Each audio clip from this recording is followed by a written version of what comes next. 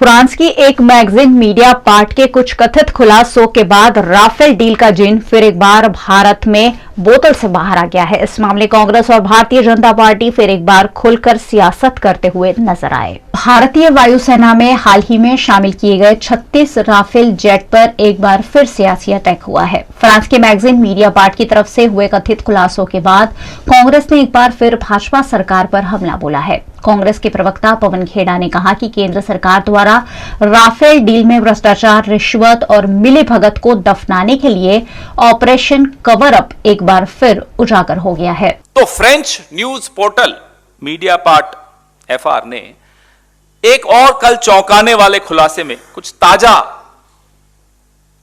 चीजें उजागर की हैं, तथ्य उजागर किए हैं कि कैसे इस बिचौलिए सुषेन गुप्ता, जिसका नाम है, ने 2015 में भारत के रक्षा मंत्रालय से जो भारतीय वार्ता दल था, इंडियन नेगोशिएशन टीम थी, उसके गोपनीय दस्तावेज 2015 तारीख, ये भी बड़ी महत्वपूर्ण है, ये सन बड़ा महत्वपूर्ण है।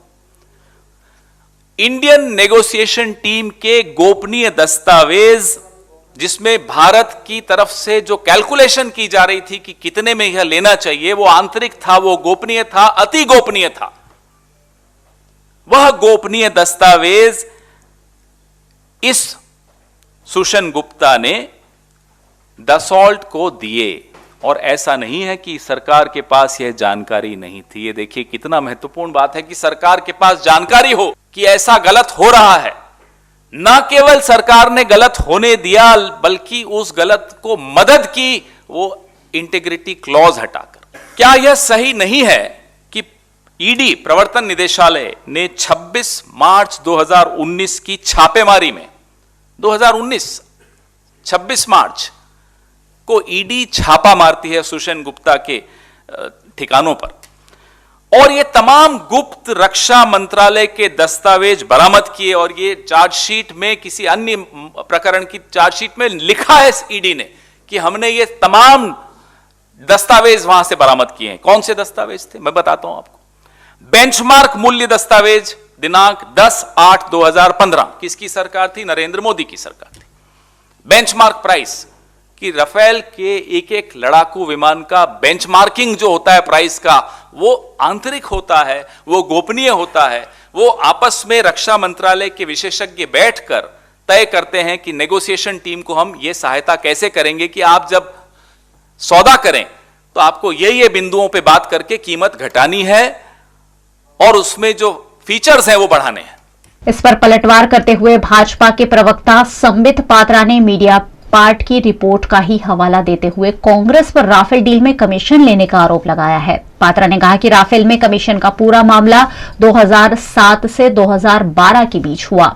इस दौरान देश में यूपीए की ही सरकार थी, उन्होंने इस पर कार्रवाई क्यों नहीं की? तो 65 करोड़ रुपीस ये कमीशन के रूप में पे किया गया दसों एविएशन द्वारा, और यह आर्टिकल लिखती है सीक्रेट कमीशन के माध्यम से एक मिडिलमैन को दिया गया है 36 राफेल एयरक्राफ्ट के लिए। और यह पूरा विषय 2007 और 2012 के बीच घटित हो रहा है। इसमें सबसे महत्वपूर्ण विषय है, और आप इस आर्टिकल में देखेंगे तो आर्टिकल में लिखा गया है एटलीस्ट 7.5 मिलियन यूरोज वे पेड। मतलब मिनिमम अमाउंट जो कमीशन का पे किया गया वो 65 करोड़ रुपया है। और आर्टिकल में कई स्थानों पर आगे इसका बखान है, उल्लेख है, और बाकी न्यूज़पेपर्स ने भी जो आर्टिकल बनाए हैं उसमें यह बखान है। इसमें वो कहा गया है कि 11 मिलियन यूरो तक, अर्थात मिनिमम 7.5 मिलियन यूरोज और 11 मिलियन यूरोज तक ये कमीशन दिए गए हैं हिंदुस्तान के अंदर एक मिडिलमैन के माध्यम से, जिस मिडिलमैन का नाम सुषेन गुप्ता है, सुषेन मोहन गुप्ता, SM गुप्ता। आश्चर्य का विषय, ये जो एग्रीमेंट ऑफ कमीशन है, इसके कंटेंट को आप पढ़ेंगे तो आप हतप्रभ हो जाएंगे। कांग्रेस के लिए एक सुझाव है, तू इधर उधर की बात ना कर, तू सिर्फ ये बता कि 2007 से 2012 के बीच ये सारे कमीशन गए किधर। ये सारे कमीशन जो गए हैं वो कहां गए हैं?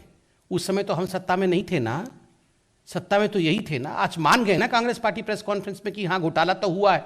अब कागज नहीं दिखाया, कागज यहां नहीं दिया, इस टेबल पे कागज नहीं रखा है, आपने मीडिया में कागज पहले क्यों नहीं दिखाया, ठीक है वो सब कुछ बात वो करते रहे, मगर ये जो पैसा 2007 से 12 के बीच में गया वो कहां गया, किसके घर में रखा हुआ है, ये बता दे अपने प्रेस कॉन्फ्रेंस में। बहुत बहुत धन्यवाद।